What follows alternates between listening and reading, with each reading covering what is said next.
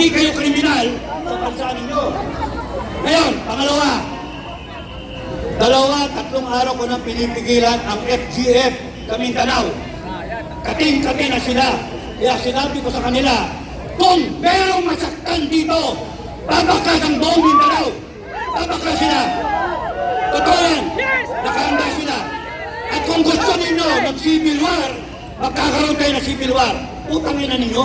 Tatakutin nyo kami. Utangin na ninyo. Saan galing ang kapangyarihan? Saan? People of the Philippines. Sa taong bayan. Saan? Sino nag-aproba ng konstitusyon? Taong bayan. Sino ang sumumpa sa konstitusyon? Presidente, down the line. AFP, PNP, Presidente, Vice President, Senator, Congressman.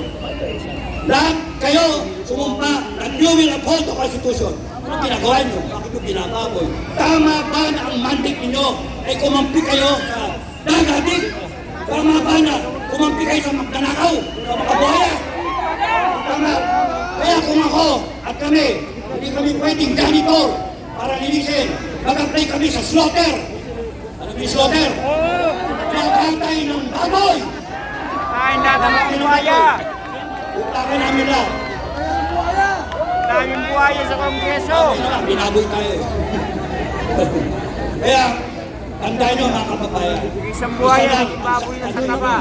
Isa lang. Why? Because sa FGM, ang aming simulain at ang aming usapan, we protect each other. It is about time that the Filipino people protect each other.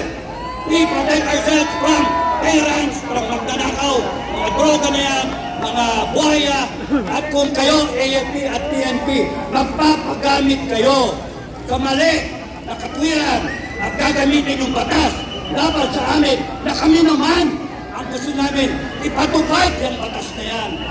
Eh, bakit nyo kami aawayin? Isa lang ang pukpukan nyo sa amin, isa lang masaktan. Lahat kayo, lalabanan namin. Sino?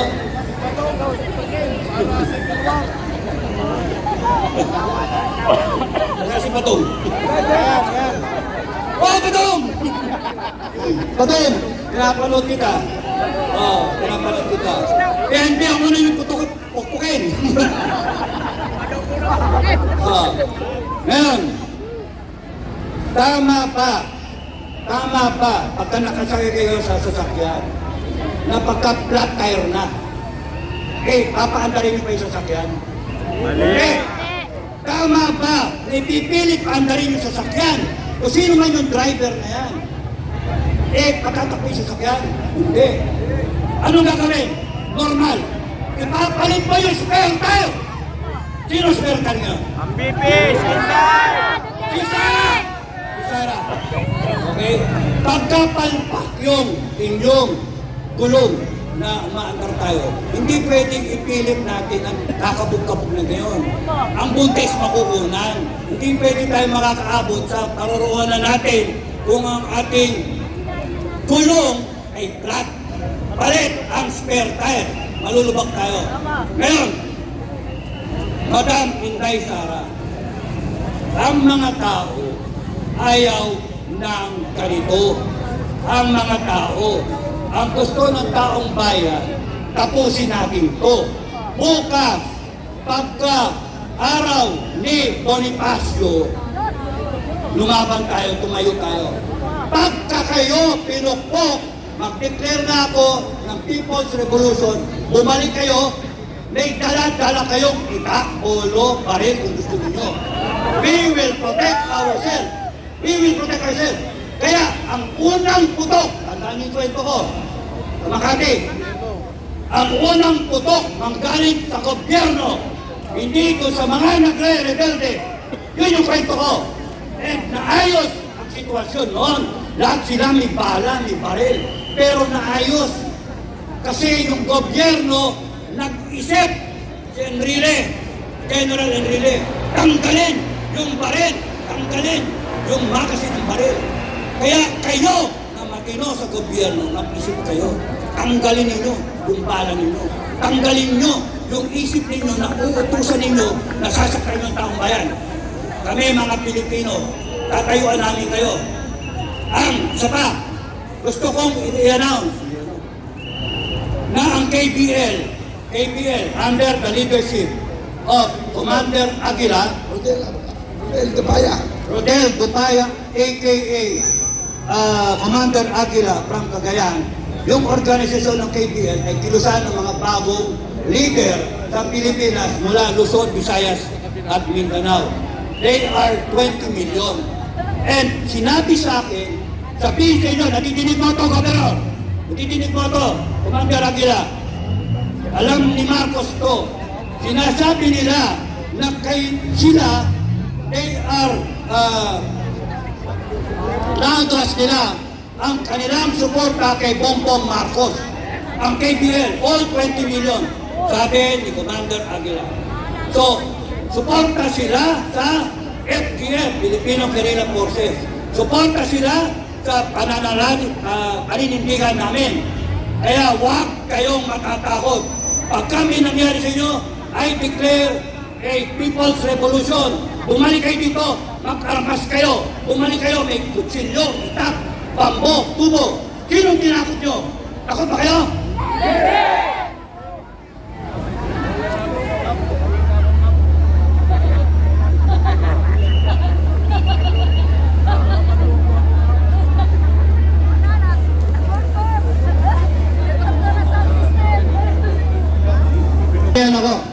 Nagbiyan ako, private group.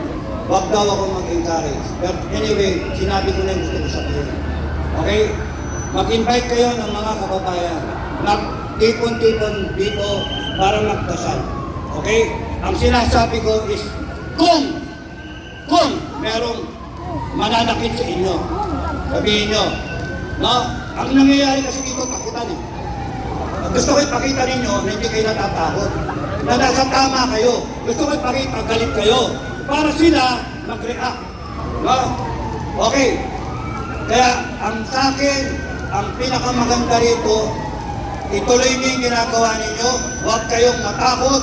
At kung gusto ng gobyerno masubukan ang taong bayan, ipakita ninyo ang strong result dito. So, mula dito, si Commander po kayo magsasalita. Maraming salamat sa inyo.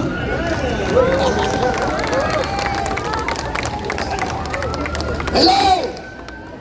Hello! Kilala niyo ba ako? Yes! Sigurado kayo? Yes! Okay, ganito. Ano? Oh! Ganito. Hindi na ako magiging emosyon kasi kung nakita niyo ako pag nagsalita. Tuloy-tuloy. Okay, ganito. Ipaliwanag ko lang muna sa inyo ano ang Filipino Guerrilla Forces. Ipapaliwanag ko sa inyo saan nagsimula ang Filipino Guerrilla Forces. Mawawala. Okay. Nagsimula ang Filipino Guerrilla Forces April 9, 2024. 2024 dahil yun ay araw ng kagitingan na magkaroon kami ng meet and greet ng lahat ng laban sa korupsyon. Ngayon, binuo namin, napag-usapan namin ni Supremo General Dado FGF na magbuo kami ng Filipino Guerrilla Forces. Sabi ko, sir, mayroon kaming grupo, Vanguard of Democracy. Yun ang sumuporta kay Pangulong Marcos. Paano manalo? Mayroon akong tao na more or less 6 million na sumuporta kay Pangulong Marcos na kung saan napag-usapan namin na ang kayamanan ng bansang Pilipinas, trillion of pesos, idadaan sa campaign. Idadaan. Ay, baka madali ako ng Espano, alam ko striving.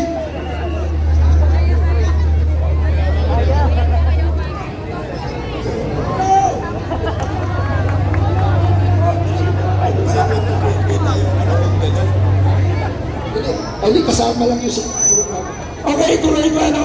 Hello! Hi! Tayo ang pag-asa ng bayan.